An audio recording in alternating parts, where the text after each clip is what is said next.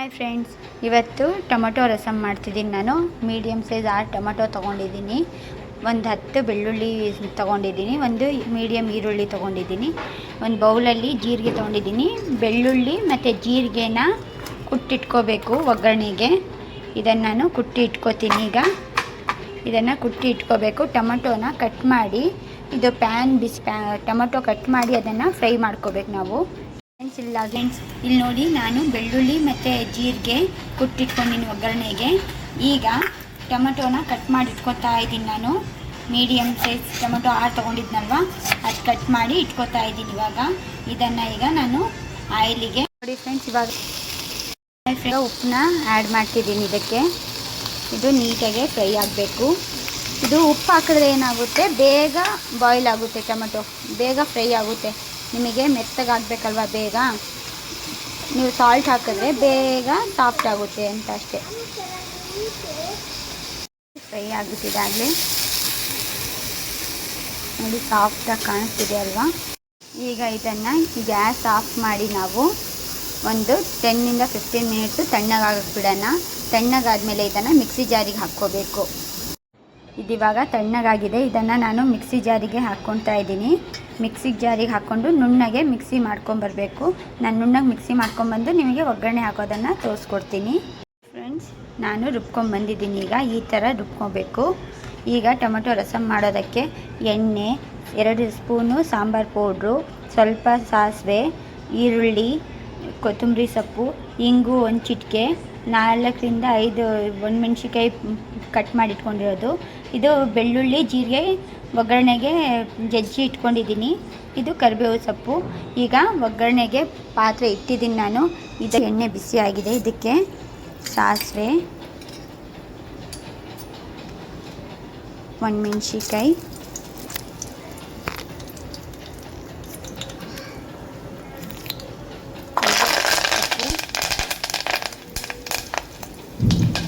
ಆಮೇಲೆ ಜಜ್ಜಿರುವಂಥ ಬೆಳ್ಳುಳ್ಳಿ ಮತ್ತು ಜೀರಿಗೆ, ಇದನ್ನು ಮಿಕ್ಸ್ ಮಾಡೋಣ.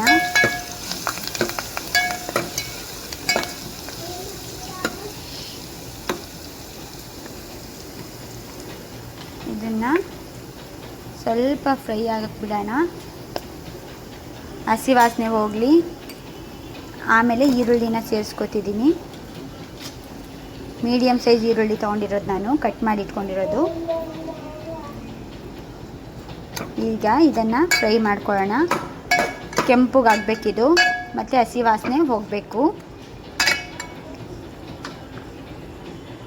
ಈಗಾಗಲೇ ನಾನು ಹಿಂಗನ್ನು ಸೇರಿಸ್ಕೊಂಡಿದ್ದೀನಿ. ಈಗ ಒಂದು 1/4 ಸ್ಪೂನು ಉಪ್ಪನ್ನು ಸೇರಿಸ್ತಿದ್ದೀನಿ. ಯಾಕಂದರೆ ಆವಾಗಲೇ ನಾವು ಟೊಮೆಟೊ ಫ್ರೈ ಮಾಡಬೇಕಾದ್ರೆ 1/2 ಸ್ಪೂನಷ್ಟು ಅದಕ್ಕೆ ನಾವಾಗಲೇ ಸೇರಿಸ್ಕೊಂಡಿದ್ದೀವಿ ಉಪ್ಪು.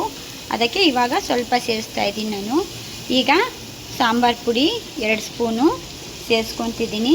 ಈಗ ಇದನ್ನು ಫ್ರೈ ಆಗಲಿ. ಇದನ್ನು ಹಸಿ ವಾಸನೆ ಇದು ಹೋಗಬೇಕು. ನೋಡಿ, ಫ್ರೈ ಎಲ್ಲ ಆಗಿದೆ. ಈಗ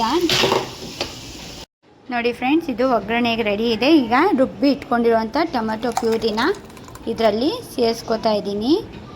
ಈಗ ನಾವು ಇದರಲ್ಲೇ ಮಿಕ್ಸಿ ಜಾರಿಗೇ ಸ್ವಲ್ಪ ನೀರು, ಒಂದು ಅರ್ಧ ಲೋಟದಷ್ಟು ನೀರು ಹಾಕ್ಕೊಂಡು ಅದನ್ನು ಮಿಕ್ಸ್ ಮಾಡಿ, ಅದೇ ನೀರನ್ನ ಅದಕ್ಕೆ ಸೇರಿಸ್ಕೊಂಡು ನಾವು ಇದನ್ನು ನೋಡಿ, ರಸಮ್ ಚೆನ್ನಾಗಿದೆ ನೋಡಿ.